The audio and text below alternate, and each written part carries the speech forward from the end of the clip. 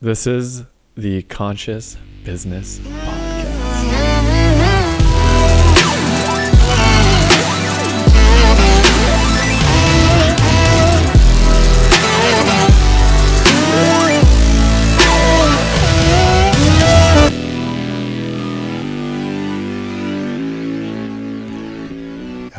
I think too, like, the more opportunities you get to shoot, the better you'll get at analyzing what you did wrong or opportunities. Like your script, man, like you were dialed on that, right? But you repeated it and you used it numerous times, and like you get a dialogue with people to like draw them in, to show your professionalism or your knowledge of the actual industry, and then you get to know them, right? Like that's... Yeah, I just think though, like until, like, for those clients that had to go through that, they saw something in me that was like, okay, this guy can, give us 500 grand, like it's okay, right? So is that out of the cheesy pickup line? Is that out of like the vibe I'm getting because I'm like trying to work for them? Like fuck you. Train again off.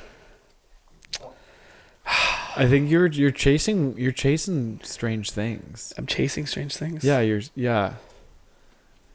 Just gonna have a sip of my Gatorade here. Yeah. Try and reset. Yeah, you sound like you're high or something.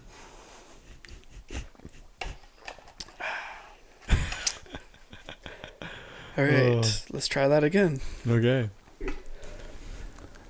Where were we? Am I starting? Like the more transactions you end up doing though, like I also feel each time you go through a particular step along the journey with the client, or you hear a person's dialogue from a different group, you learn something, or you pull something new, like alter your dialogue or your like word set, not to chameleon, but because that's a language that we have to speak in order for us all to communicate with each other, right? And like that could be a commonality to it.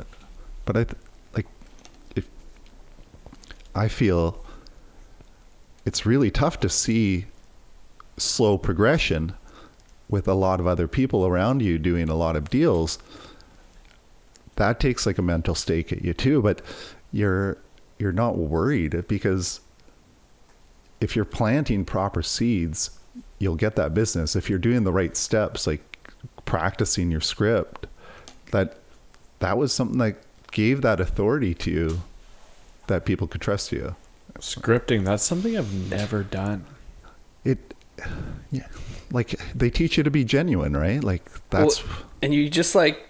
I think that's the opposite. They teach you Yeah. to be a robot. Because once you're good at it, like, because my discovery call is all scripted, but like I just go off on it as if it's a conversation, and then like have so many different ways I can go in the conversation that I've memorized.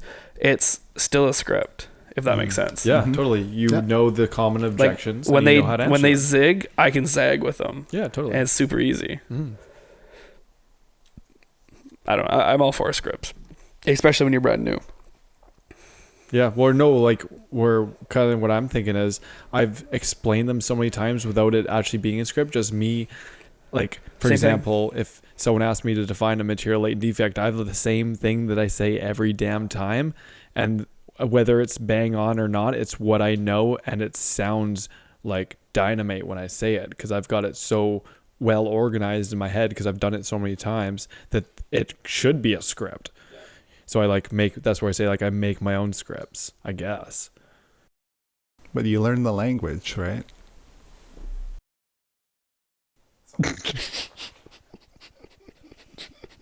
Jeez, hold it together, son. Jesse's comment, I couldn't.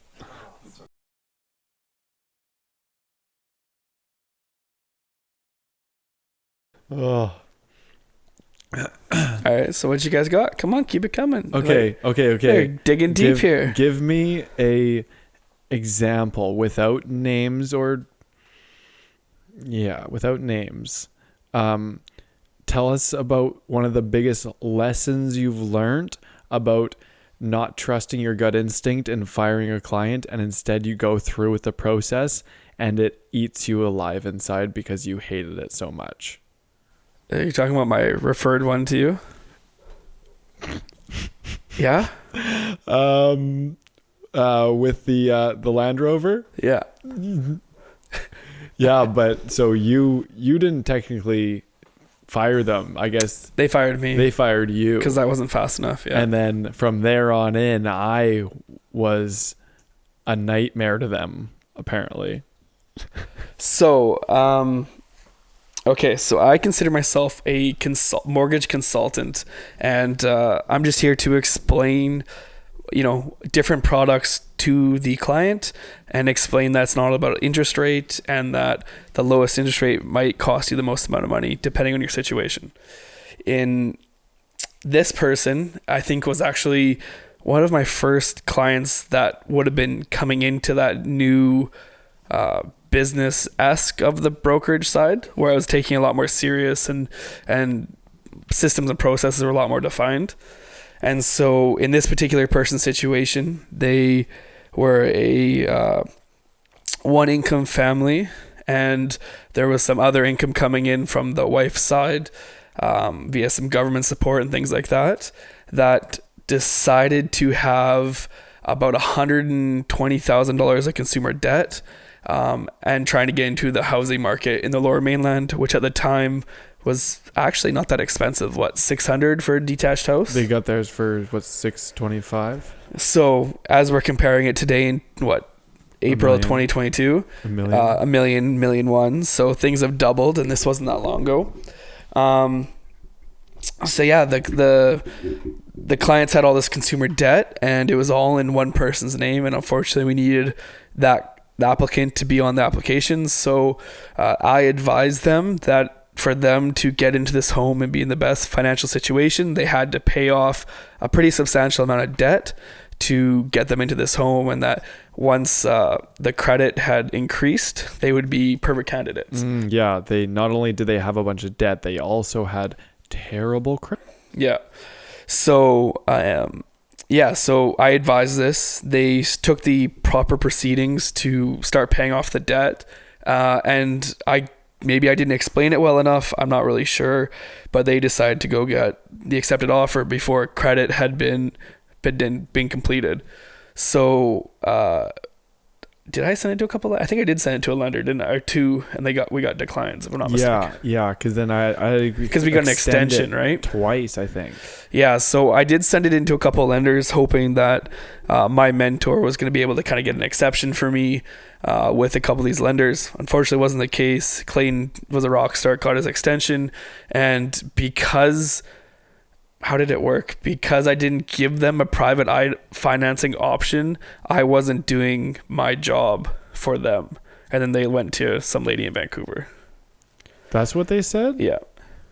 That's what they said to you? Yeah, so because I couldn't get them the house like I promised, and then I didn't give them a proper financing solution, that's why they wouldn't work with me. I thought a big reason was because they were mad because the credit that they paid off that was going to fix their credit score, it didn't report as quick to the bureau as they would expect it to be. So so that's why they got the declines.